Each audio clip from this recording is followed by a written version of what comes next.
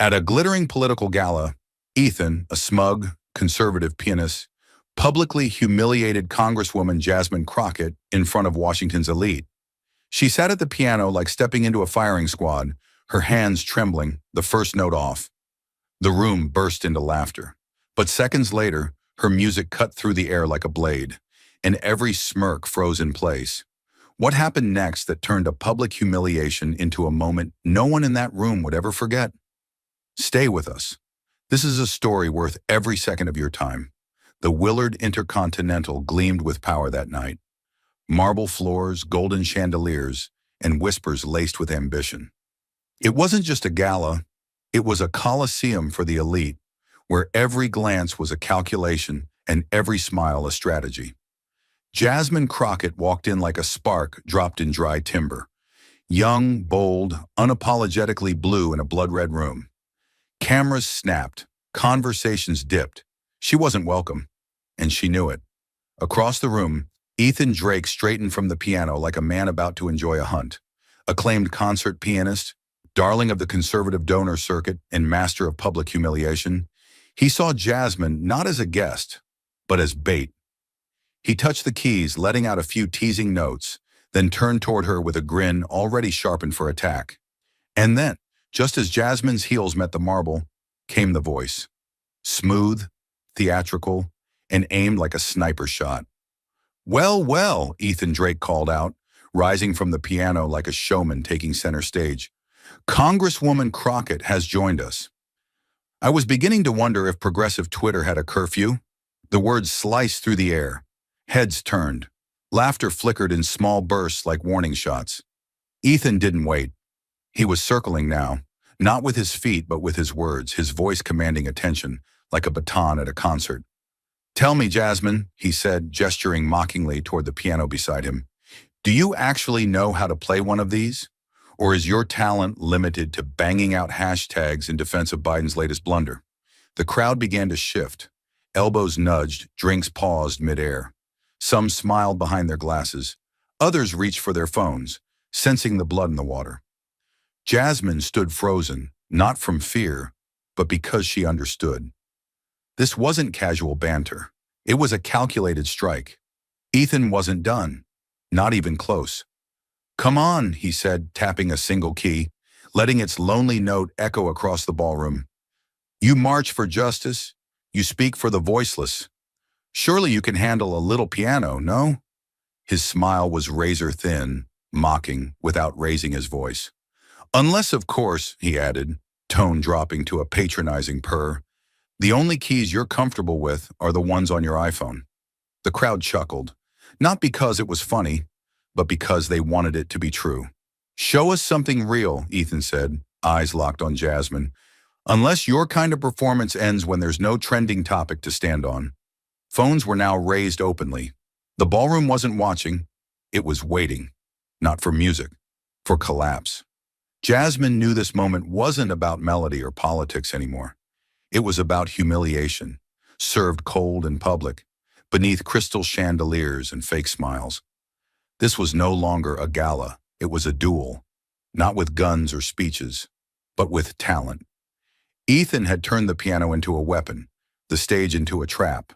The room leaned in, breath held, hoping for a stumble, a refusal, something to affirm the quiet prejudice they carried beneath their cufflinks and cocktail dresses.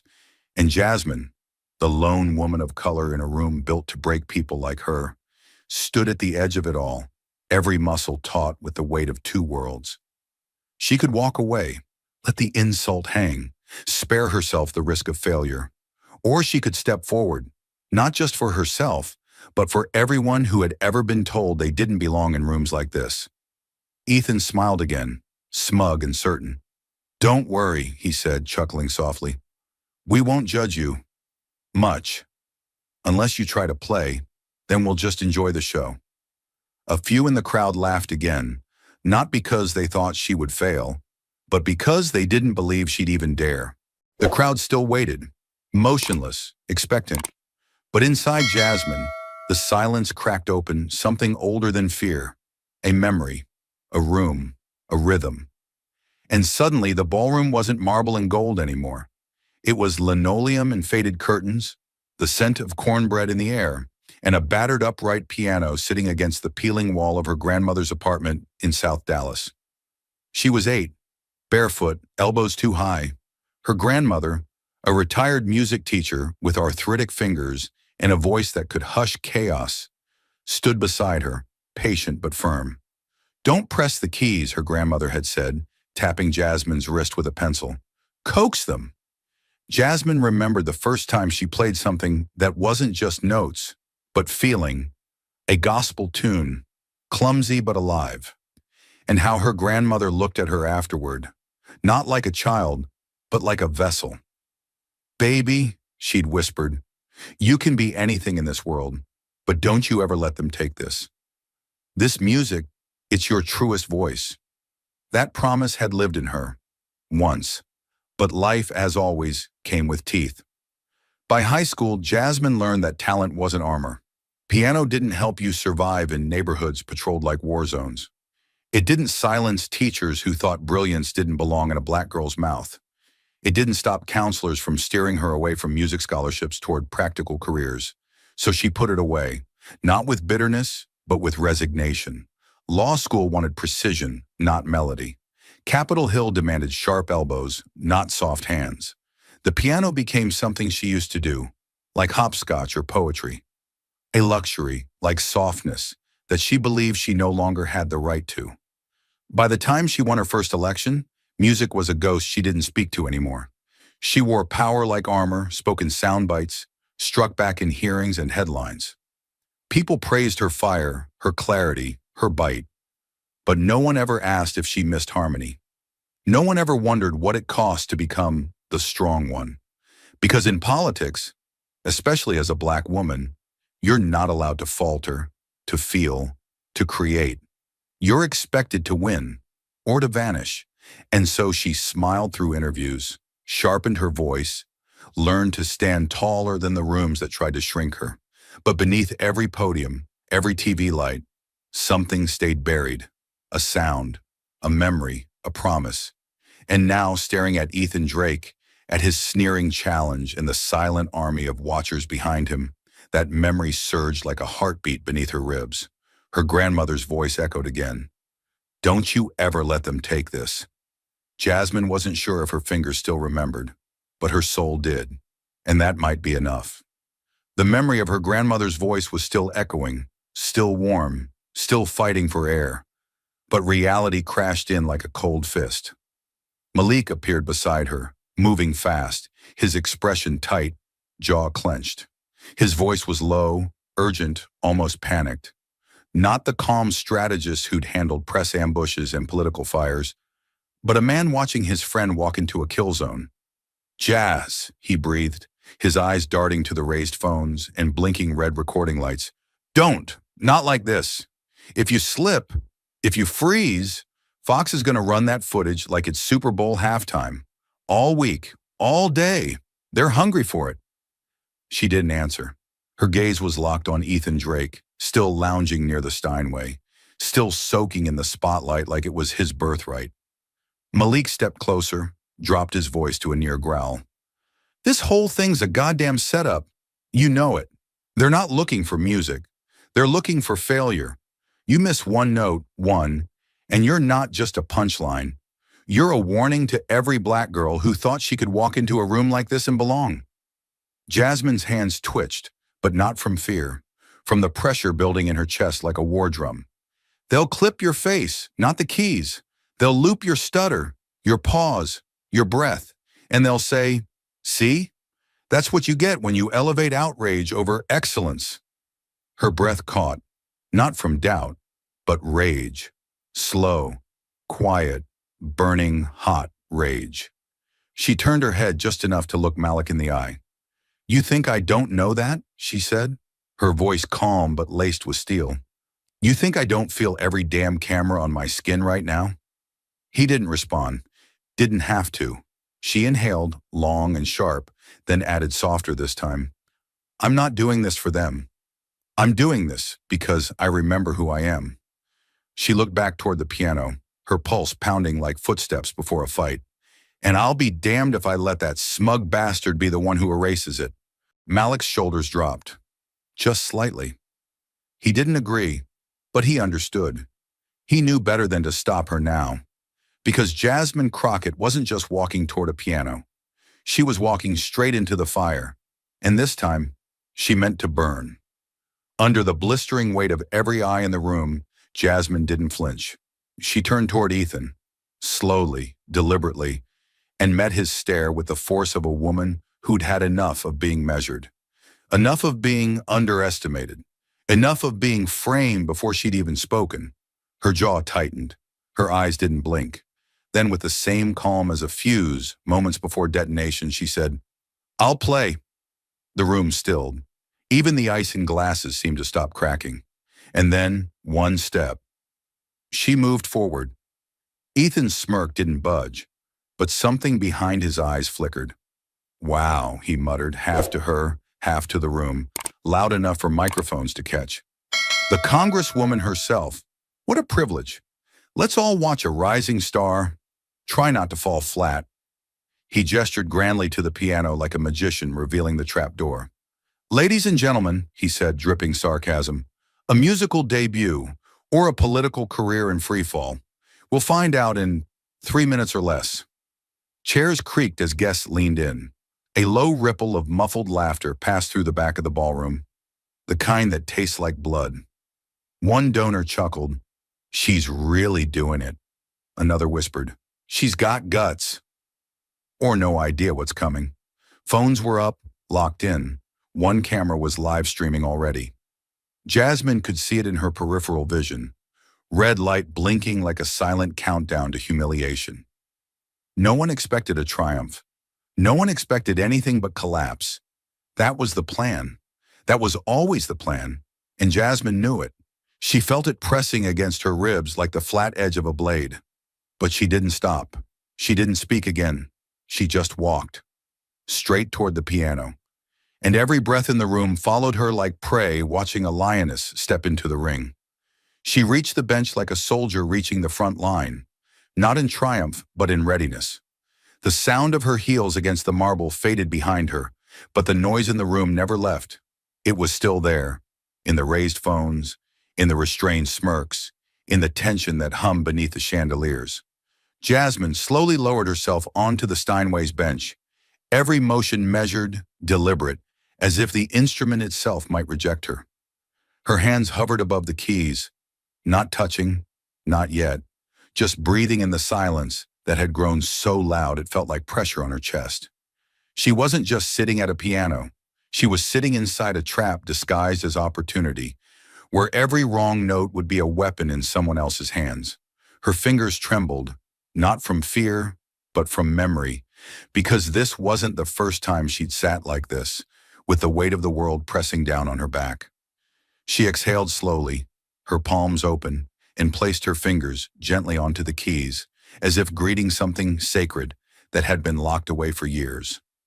The cold surface of the ivory didn't feel foreign. It felt familiar, not like touching a tool, but like laying a hand on the shoulder of an old friend who hadn't spoken in a long time.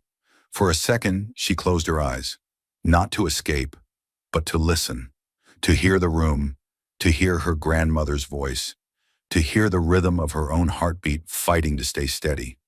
She didn't care who was watching anymore.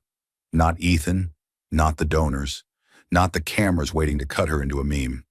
They had their stories ready, of failure, of arrogance, of overreach. But they didn't know the one thing that pulsed through her veins more than politics ever had. She didn't come here to impress. She came to remember. And with her hands on the keys, she was no longer their symbol. She was her own. She didn't rush. She didn't speak. She simply inhaled, once deep, and let her fingers ease into motion. The opening chords of Georgia on My Mind floated from the Steinway, soft as breath, heavy as memory. It wasn't a simple tune, not the sanitized version people played at open mics or hotel lobbies. Jasmine was attempting the Ray Charles arrangement, a slow, aching, gospel-laced blues rendition that demanded more than just technical skill. It required control. It required soul. It required a kind of restraint that few could master. Bending notes just shy of breaking, stretching time without losing tempo. It was a piece that exposed even seasoned musicians because you couldn't hide behind speed or showmanship. You had to bleed through every note. And Jasmine, with shaking hands and 1,000 cameras in her face, was laying herself bare. And then the third note. Wrong. Just enough. It hit slightly ahead of the beat, a millisecond too soon, slicing through the melody like a cracked bell. It wasn't a disaster, but it was audible, real, unforgiving. Her left hand froze for half a second. Her right flinched. The spell snapped. A ripple shot through the ballroom. Ethan leaned in with perfect timing, his voice like a dagger wrapped in silk. "That's bold," he said, loud enough for several tables to hear. Picking a piece that gives real musicians nightmares. Even professionals struggle with that phrasing. He tilted his head with mock concern. But hey, confidence is everything, right? Then, the smile, that smug, practiced, camera-ready half smirk that said he wasn't surprised, only amused. Then he shifted closer to a heavy-set man seated beside him, a fellow donor dressed in a tux just slightly too tight. Ethan leaned in with the practiced ease of someone delivering a punchline.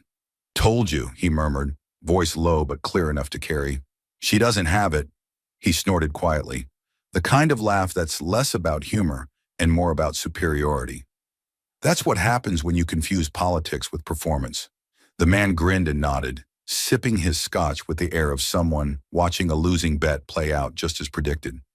A few others nearby chuckled, low and pleased. One woman whispered behind her hand, "What did she think was going to happen?" The crowd responded on cue. A few gasps, a few stifled laughs, 1,000 silent judgments tightening around Jasmine like a vice. She heard it, all of it. The mistake wasn't fatal, but it was enough. Enough for them to taste blood. Enough for them to start writing the obituary of the moment. Not just for the song, but for her. They didn't want her to stop because she failed. They wanted her to stop because it proved they were right, that she never should have tried. The room waited for her to break. Jasmine sat frozen at the keys, her mistake still echoing somewhere in the back of her skull. She could feel the crowd beginning to lean back in their seats. Not out of politeness, but quiet satisfaction. Their assumption had landed. She'd reached too far, flown too high, dared too boldly. And now the fall was beginning. One wrong note, and the story they wanted to tell about her was already writing itself in their minds. Too confident, not skilled enough, out of her league. She felt it in her chest, the familiar weight of not being allowed to fail, not even once. She wasn't just playing a song. She was playing against every room she'd ever been underestimated in. Every boardroom, courtroom, green room. Every time someone had smiled at her resume and said, "Impressive," but with a tone that meant, but still not enough. Her hands trembled above the keys, not from fear, from fury. And then the voice came, quiet, clear, unshakable. "You don't play to impress," her grandmother had said once, when Jasmine was 12, sobbing after forgetting a line in a recital at the community church. "You play to remember who you are." Those words didn't come back as nostalgia. They hit like lightning through the fog. Her grandmother had never needed applause to know her worth. She didn't teach Jasmine to be flawless. She taught her to be truthful. She taught her that music wasn't decoration. It was declaration. A way of saying, "I am here. I exist, and you will hear me." That sentence, that single sentence, pierced through the layers of noise Jasmine had carried for years. The pressure to perform, the need to prove, the armor she wore in every committee hearing, the perfectly measured tone she used in interviews. It all cracked because she finally remembered. The music wasn't about them. It never had been. It wasn't about Ethan Drake's smirk or the pundits waiting for her to fumble. It wasn't about the donors who smiled when she entered, but dismissed her the second she missed a note. It wasn't even about the room. It was about Jasmine, the version of her that existed before politics, before the headlines, before she'd been forced to package her voice into talking points and her passion into policy. Music was the first place she ever felt free. And her grandmother had been the first person to tell her that freedom mattered. You don't play to impress, you play to remember who you are. That wasn't comfort, it was instruction. It was permission to stop surviving and start speaking again. And so she did. She inhaled, slowly, fully, like it was her first real breath in years. Her spine lifted, her hands lowered, and when her fingers touched the keys again, she wasn't performing, she was remembering. And in that act of remembering, she was rewriting everything, one note at a time. And then, the music changed. Georgia on My Mind rose from the piano not as a song, but as a reckoning. It didn't sound like someone performing. It sounded like someone surviving. Jasmine's fingers moved with fierce clarity now, like they were no longer playing notes but stitching her story back together. Piece by piece, memory by memory, breath by breath. The melody stretched and swayed, not for drama, but because that's how truth sounds when it's finally allowed to speak. Her left hand grounded the rhythm with a quiet, pulsing gravity, while her right hand floated over the higher keys like smoke curling from fire. The touch was delicate, yes, but it was never weak. Every phrase had spine. Every rest had purpose. Every slur and slide held the kind of emotion that can't be taught in any conservatory, only earned through living. She leaned into the melody like she was carrying weight in her chest, and the piano was the only place to set it down. She was no longer chasing redemption. She was reclaiming it. The phrasing turned bold. She let chords linger a half-second longer than expected, as if daring the room to interrupt her. But no one did, because something in the room had cracked. Something invisible but undeniable. The sneers had disappeared. The whispering stopped. People were listening now, not out of politeness, but because they couldn't look away. A man near the back, who earlier had whispered, "She's toast," now sat forward in his chair, elbows on knees, mouth slightly open. A woman in a sequined gown, who had smirked at Jasmine's misstep, lowered her glass mid-sip, eyes wet and blinking. And then, one chair slid back. A tall, graying man in the second row, a senator maybe, rose to his feet, slow but certain. He clapped once, softly, almost hesitant, as if he didn't want to break the spell but had to honor it. Someone 2 rows behind him followed, then another. The ripple turned into a wave. Chairs pushed back, palms met. The clapping wasn't thunderous. It was reverent, like an apology from people who didn't have the words to say they'd been wrong. Jasmine didn't look up. Her hands didn't waver. She wasn't playing for applause. She wasn't playing for anyone's forgiveness. She was playing for her grandmother, for the little girl who used to play in the dark while others slept, for the woman who had buried this part of herself just to survive politics, just to be taken seriously. And now she had pulled that part back out, and it refused to be quiet. Each note grew stronger. Her dynamics swelled, the emotion tightening, then releasing like a breath she'd held her whole life.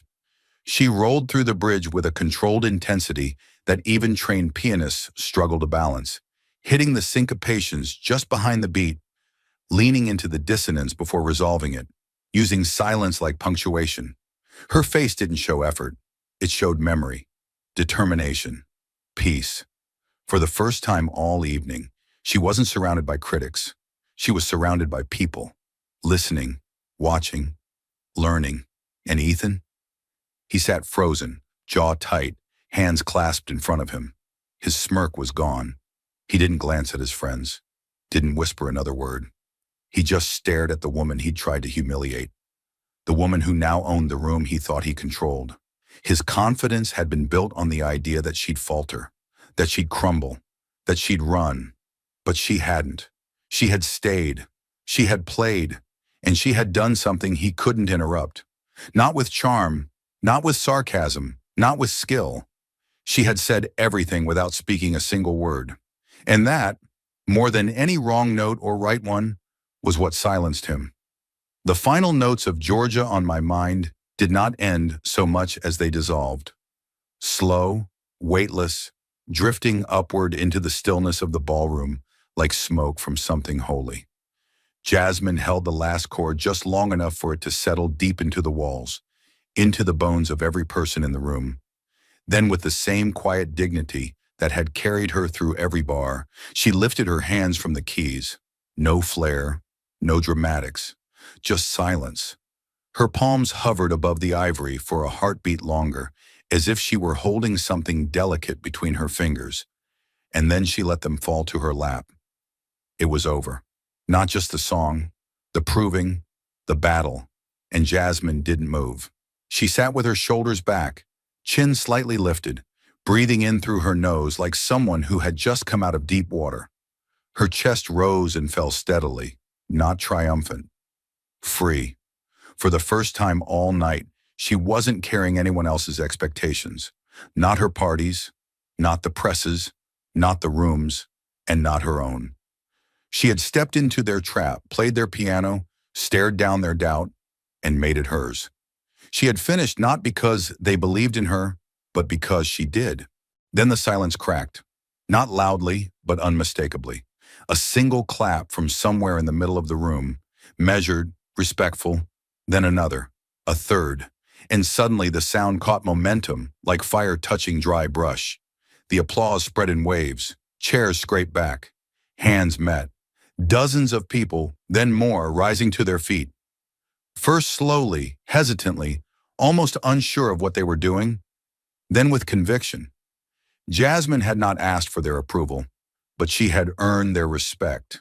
Not with charm, not with polish, with truth. Some clapped with reverence, others with guilt, a few with open awe.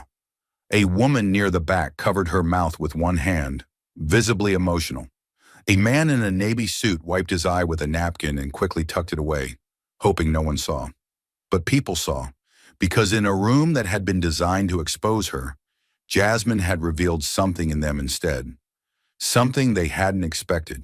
Something they didn't know how to respond to, except by standing up. Jasmine slowly stood from the bench, her hands at her sides, still not smiling, still not seeking. She wasn't looking for the cameras. She wasn't looking for the praise. She had given the music everything it asked for, and it had answered. That was enough. And then, from off to the right, came the voice. Familiar, small, pathetic now. Ethan Drake didn't stand, didn't clap. His arms were crossed tight against his chest, face pale with the strain of forced detachment. His smirk had cracked hours ago. But now all that remained was a man trying to salvage the smallest piece of control from the ashes of his humiliation. He leaned toward the closest group of donors, voice just loud enough to reach Jasmine's ears and a few others. Not bad, he muttered dryly, for a congresswoman. It was supposed to sound like a jab, but it landed like a whimper. No one laughed. No one echoed him. They weren't looking at him anymore. They were looking at Jasmine. And not one of them, not even the ones who had chuckled earlier, who had whispered, who had doubted, looked away. Because in that moment, Ethan hadn't just lost a challenge, he had lost the room. And worse, he had revealed himself, petty, small, outplayed not by politics, but by soul, by truth, by a woman who had nothing to prove, but everything to reclaim. And Jasmine? She turned just slightly, catching his eye for half a second, not with a smirk, not with triumph, just calm, complete, unshaken. Then she walked away, not with swagger, not with theatrics, but with the quiet power of someone who knows exactly who she is, and who no longer needs anyone's permission to be it. As the applause faded behind her and the ballroom's velvet doors closed, something else opened. Far beyond Washington, far beyond politics. Within the hour, the clip of Jasmine at the piano, shaky phone video, filmed from the far left corner of the room, was online. It wasn't polished. It didn't need to be. Her face was half in shadow. The audio crackled, but the story it told was unmistakable. A woman who'd been challenged to break and answered with beauty. The video spread not through headlines, but through whispers. Forwarded between friends, shared by strangers, reposted not because of who she was, but because of what she did. She hadn't just played, she had fought. And that struck deeper than politics ever could. Then late that night, a video began circulating. Not from a newsroom, but from a truck cab. A middle-aged man, somewhere in a parking lot in Ohio or Indiana, sat behind the wheel of a rust-colored pickup. His flannel shirt was frayed at the collar, his hands calloused. He stared into his phone for a long second before speaking. "I haven't picked up a guitar in 20 years, he said, voice thick with hesitation. "Used to play jazz with my brother. We do little gigs in dive bars. Nothing big. Then the plant downsized. We lost the house. I sold my gear." He exhaled, slow, almost ashamed. "And I told myself it didn't matter. That music was a phase. That grown men don't get to chase that kind of thing." He paused again. "But I saw her tonight, Jasmine Crockett. I watched her take every ounce of doubt they threw at her and play like it was oxygen." He blinked, his voice cracking just slightly. "It reminded me of who I used to be." Then came the line that spread like fire. "I don't care how long it's been. Tomorrow I'm playing again, even if no one hears it." That one video became a spark. Soon the comments poured in, raw, unfiltered, from corners of the country no spotlight ever touches. A man from Iowa wrote, "Used to be a drummer in high school, played in a church band before deployment, haven't touched a kit since Iraq. But tonight, I sat in the garage and just tapped out a rhythm on a metal chair. First time I felt something real in years." Another from a retired railroad worker in Mississippi. "I've had a violin in my attic since '94. Didn't think anyone cared if I ever played again. But damn, she made me want to feel again." And one from a welder in rural Montana, short and heavy. "She didn't play for applause. She played for herself. That's what hit me. That's what I forgot I used to do too." Thread after thread, post after post, no slogans, no spin. Just men remembering they once made music, once created, once had quiet dreams that didn't make money but made them feel alive. These weren't artists. These were fathers, veterans, shift workers, grandfathers, people who hadn't been seen in years. And somehow, in 3 minutes of trembling keys and swelling chords, Jasmine had held up a mirror they hadn't looked into since youth. She didn't preach to them. She didn't speak to them. She simply played. And through that, she spoke to something they'd forgotten was even there. She didn't just inspire. She reminded them of who they used to be. And for many of them, that was the beginning of who they might still become. The echo of applause had long since faded, but Ethan Drake still heard it, louder now, sharper, as if each clap were a knife twisting deeper into his pride. Hours had passed since the gala ended, but to Ethan, time seemed frozen in that humiliating moment when Jasmine Crockett's fingers defied him, defied the room, defied every smug expectation. He sat hunched over at the dimly lit end of a polished mahogany bar, the shadows obscuring most of his face, reflecting the turmoil he felt within. The bartender glanced over occasionally, sensing something heavy but not daring to disturb him. Ethan's half-empty glass of bourbon remained largely untouched, the amber liquid catching the faint flicker of neon signs bleeding through the bar's tinted windows.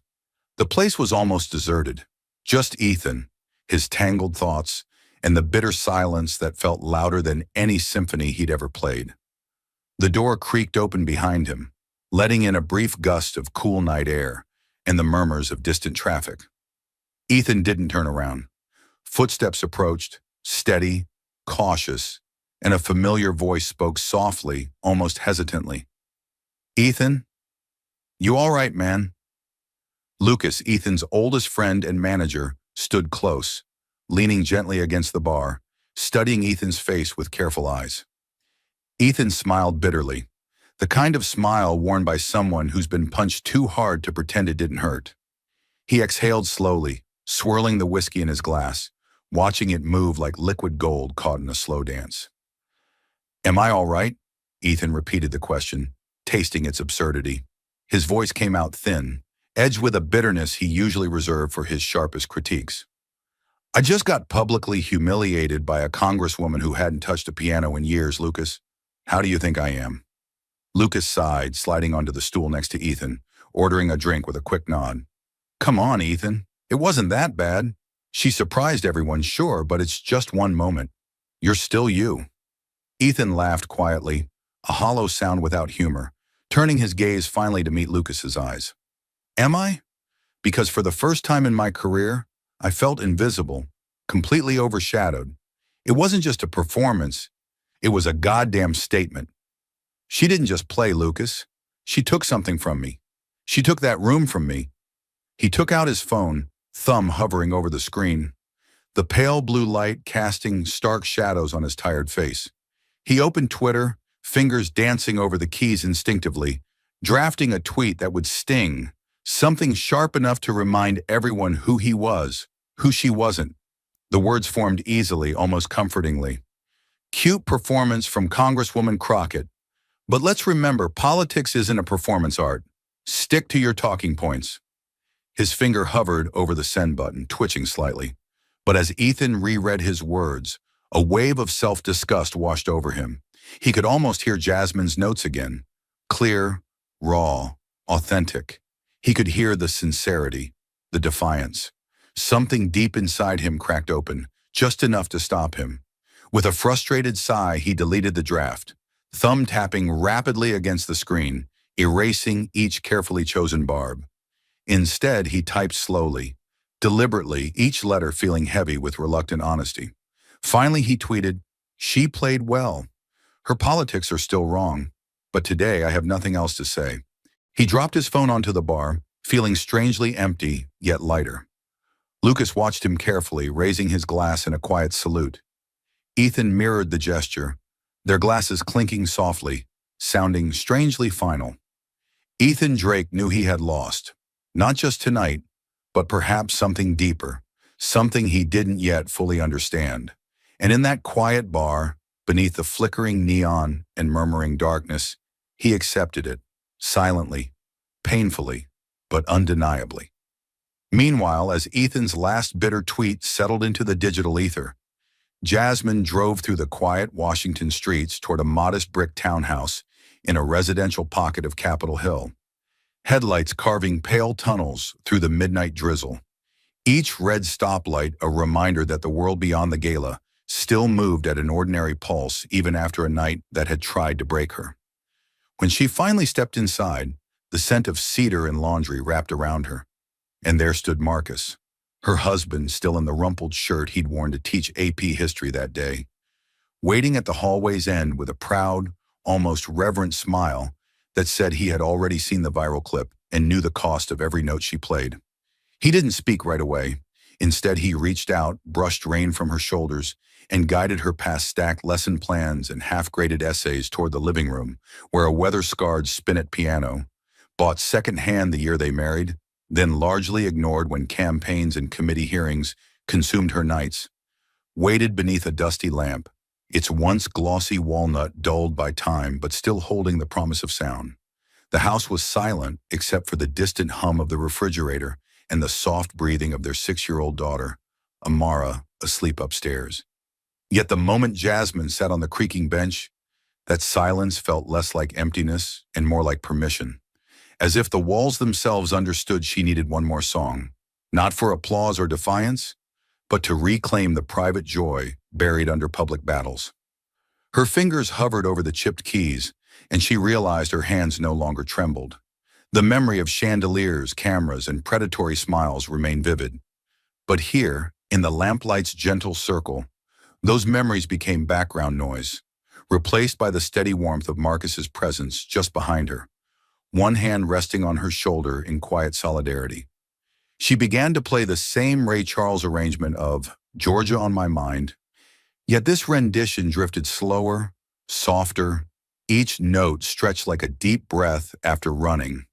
No need to impress, no need to protect herself, just letting the melody wander through the rooms, up the staircase, and into the spaces where daily stresses hid. Halfway through, Marcus exhaled a shaky sigh, the kind he usually saved for graduation ceremonies when his students surpassed expectations. And Jasmine realized that even in victory she had carried tension home, but now the chords were bleeding it out of her, measure by measure. Upstairs, a floorboard creaked. Amara, stirred by the distant piano, padded to the banister in her unicorn pajamas, rubbing her eyes and watched as her mother's silhouette swayed gently. Jasmine modulated into the bridge with deliberate tenderness, knowing her daughter was listening, gifting the child a lullaby that carried the weight of an entire night's struggle yet sounded to innocent ears like nothing but love. When the final chord faded, Jasmine rested her palms on the worn wood, the air thick with resonance, and only then did she speak, voice low but unwavering, as she looked toward the stairs where Amara now leaned against the railing. I don't need anyone's permission to be whole, baby. The world will measure you by headlines, but music will always measure you by truth. She rose, crossed the room, and scooped Amara into her arms. With Marcus at her side, she whispered into her daughter's hair, Mommy doesn't need their applause anymore. She just needed to remember she's still herself. And in that quiet declaration lay the purest victory of the night, untouched by politics, unspoiled by cynics, carried only by the simple, undeniable power of a song reclaimed. Marcus kissed her forehead, Amara's eyes drifted shut, and as Jasmine switched off the lamp, the darkness felt gentle, not threatening, because somewhere outside critics might still debate her motives, and pundits might still question her ideology. But inside this small home, a single truth rang louder than any viral clip. The girl who once played in a Dallas apartment for her grandmother had survived every attempt to silence her, and tonight, with family as her only audience, she had finally played for no one but herself. The rain had slowed to a mist by the time Jasmine guided her hybrid through the sleepy grid of Capitol Hill, wipers scraping rhythmically while street lamps cast liquid amber across the windshield. And with every block she left behind, another layer of adrenaline seemed to peel away, replaced by a fatigue so deep it felt cellular. She pulled into the narrow alley behind their townhouse, killed the engine, and sat in the hush that followed, listening to the ticking of the cooling motor, the distant siren echoing off brick, and her own pulse finally dropping from a snare drum gallop to a steady, muted thump. When she stepped out, night air kissed the sweat at her hairline, and she exhaled as though releasing the last echoes of that ballroom. The chandelier glare, Ethan's smirk, the phones raised like judgment. She slipped her key into the back door, careful not to rattle it, but the squeak of the hinge announced her anyway, and Marcus appeared at the kitchen archway, tall, rumpled from grading essays, eyes bright behind wire-rimmed glasses that reflected the faint blue of the stove clock. He didn't speak right away. Instead, he opened his arms and let her step into them, holding her with the reverence of a man who understood both the cost of public triumph and the necessity of private refuge. She felt the rise and fall of his chest, the subtle tremor in his breath that told her he'd watched the viral clip more than once, felt the room's tension as if he'd been there, and she realized the performance had traveled faster than she had. Without a word, he brushed damp curls from her forehead, kissed the place where a headache had started, then led her through the living room cluttered with colored pencils, history textbooks, and a half-finished cardboard diorama of the Civil War that Amara had left on the coffee table. In the corner, beneath a crocheted throw and a layer of dust, sat their spinet piano, wood dulled, middle C forever slightly flat, yet still radiating the promise of sound. Jasmine hesitated, fingertips grazing the worn edge, and for an instant she saw herself at 8, feet dangling, grandmother's hand guiding hers. That memory, fresh, fierce, drew her onto the bench with a gravity no applause could match. Marcus lowered himself to the couch, elbows on knees, watching with a hush so complete it felt sacred, while the refrigerator hummed a bass line and the house settled around them like a protective cloak. She lifted the fallboard and let her fingers rest on keys that felt cooler than she remembered, as if time had stored up chill in the ivory. And the first chord she struck was little more than a whisper. A Maj 7, suspended in the dark, yet it carried enough resonance to thread through the hallway, up the stairs, and into every room where her campaign posters, policy binders, and unanswered emails slept. She took a slow breath, found the opening voicing of Georgia on my mind, and let it bloom, not with the precision she'd wielded at the gala, but with an intimacy that softened each interval, turning the bluesy bends into sighs rather than declarations. The house seemed to lean closer, floorboards settling, radiators ticking, as though it, too, needed to hear this quieter truth. Halfway through the verse, she modulated unexpectedly, a detour she'd once practiced as a teenager, descending chromatically, then resolving into a lush, gospel-inflected cadence her grandmother used to call "coming home." Marcus's shoulders eased, his eyes glimmered with unshed relief, because he could see the tension leaving her wrists, see the combat mask sliding away note by note. Upstairs, a soft thud. Amara's bedroom door cracked open, and the small figure in unicorn pajamas padded to the banister, curls haloed by nightlight glow. Jasmine's left hand dropped an octave, laying down a velvet bass line. Her right spun a counter melody so tender even the old spinet seemed to forget its age, each key answering her touch with surprising warmth. She glanced up, met her daughter's drowsy gaze, and played a blues turnaround that felt like a promise. "Your mother's still here, still whole, still singing." By the time she reached the song's bridge, the living room felt transformed. No longer a cluttered family space, but a sanctuary where every imperfection, out-of-tune string, chipped veneer, frayed bench cushion, contributed to the honesty of the sound. She sustained the final G-Maj 9 chord until the overtones shimmered and vanished, then let her hands drift to her lap, palms tingling, pulse steady, mind startlingly clear. The quiet that followed was not the brittle silence of judgment she'd faced under crystal chandeliers. It was the deep, velvet hush of completion, the kind that settles after a storm passes and the world waits to breathe again. Marcus rose, crossed the room in 2 strides, and knelt beside her, resting a hand over hers, their wedding rings clinking softly. "You were extraordinary," he whispered, voice thick, but she shook her head with a gentle smile. Because extraordinary wasn't the point. Truthful was. Amara descended the stairs, blanket trailing, and climbed onto Jasmine's lap without asking, curling against her mother's chest. Jasmine pressed a kiss to her daughter's crown, inhaling the scent of sleep and bubblegum shampoo, and felt something inside her align, like a bone set back into place. She looked at Marcus, eyes shimmering in the lamplight, then down at the sleepy child, whose breathing already matched the piano's vanished rhythm. In that moment, she understood that the gala, the confrontation, the viral praise, none of it mattered as much as this fragile hush, this reclaiming of her own voice for the people who loved her without conditions. She stroked a stray curl from Amara's cheek and spoke softly, more to herself than to either of them. "I don't need anyone's approval anymore. I just needed to know I'm still me." Marcus exhaled, a sound of relief and pride entwined, and wrapped his arms around both of them, the three forming a quiet constellation in the glow of the single lamp. Outside, the drizzle strengthened, tapping the window in syncopation, but inside, the only rhythm was the steady cadence of breathing, the faint after ring of strings still vibrating in the piano's wooden heart. Down the street, a distant siren wailed and faded, a reminder that the city never truly slept. Yet within these walls, time had paused to honor a different kind of triumph, one without headlines or hashtags, one measured in the softness of a child's sigh and the weightless ease settling into Jasmine's shoulders. She pictured tomorrow's news cycle, pundits dissecting her performance, allies cheering, critics grasping for fresh angles. But the prospect no longer tightened her chest. She would meet whatever came with the same clarity that had guided her hands tonight. For now she stood, lifting Amara into Marcus's waiting arms, and together they climbed the stairs. In the hallway, campaign flyers leaned against framed finger paintings.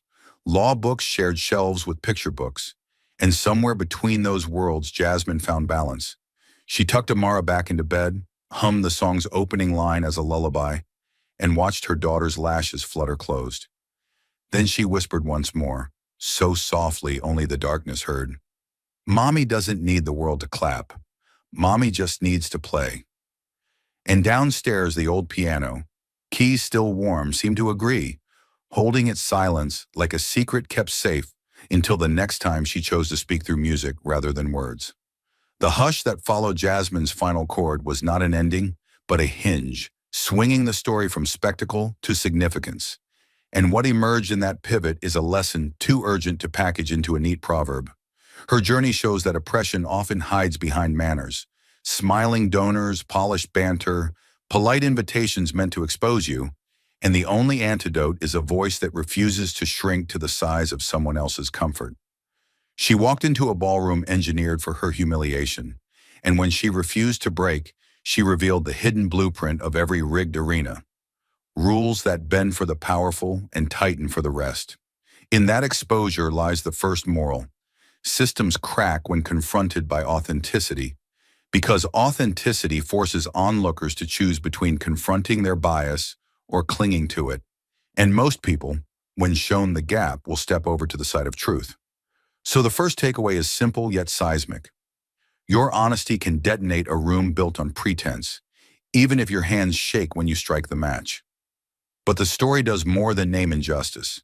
It maps the terrain of resistance, proving that courage is rarely loud in its early stages.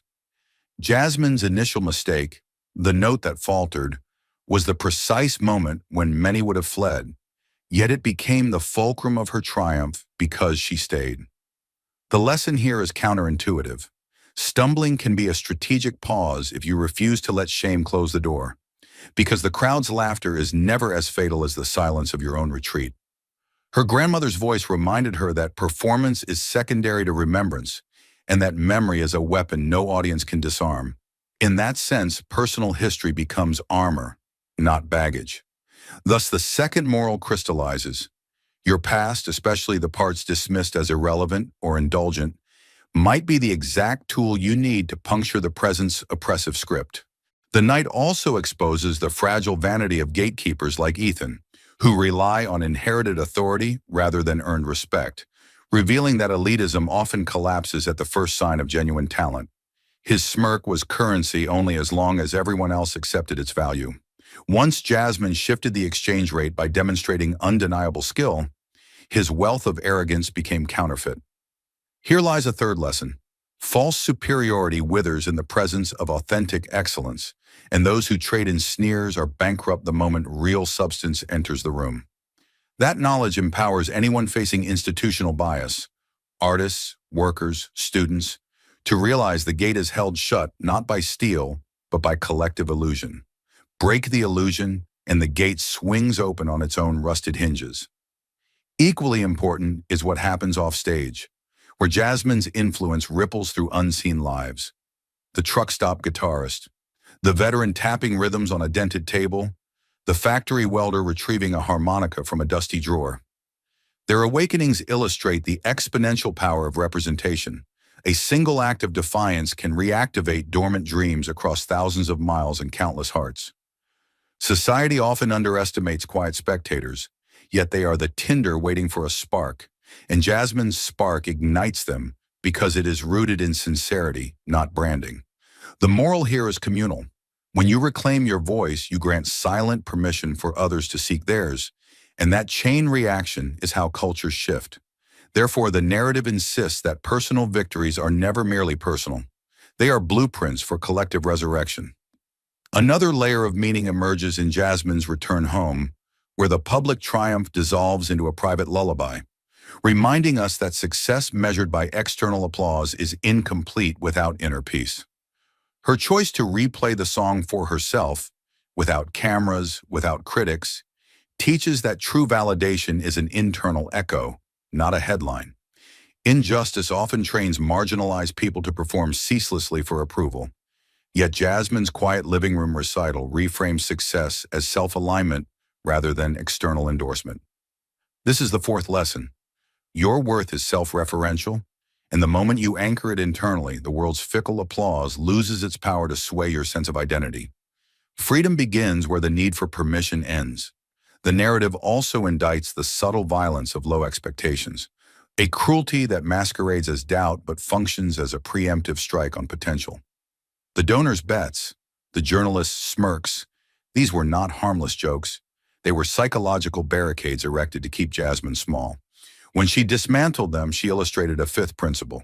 The greatest rebellion against prejudice is excellence in the very arena built to prove your inadequacy. Each perfectly executed chord was a counter-argument no op-ed could refute, a data point against every stereotype that tried to confine her. Thus, the story commands us to weaponize mastery against bias, turning skill into protest. Ethan's final, bitter tweet, "She played well, but her politics are still wrong," serves as a cautionary coda about the limits of ego. His concession cloaked in contempt underscores how insecurity clings to semantics when confronted by undeniable achievement. From his defeat, we learn that refusing to acknowledge another's humanity ultimately diminishes your own. The audience forgot Ethan's resume the moment he exposed his pettiness. So the sixth takeaway is stark. Humility in the face of greatness elevates you. Spite imprisons you in a shrinking room of your own making. In a society that rewards hot takes over reflection, Ethan's silence becomes a parable about the cost of clinging to arrogance. The role of memory in the tale cannot be overstated. Jasmine's grandmother is the unseen architect of her resilience, proving that ancestral wisdom can outlast generational oppression.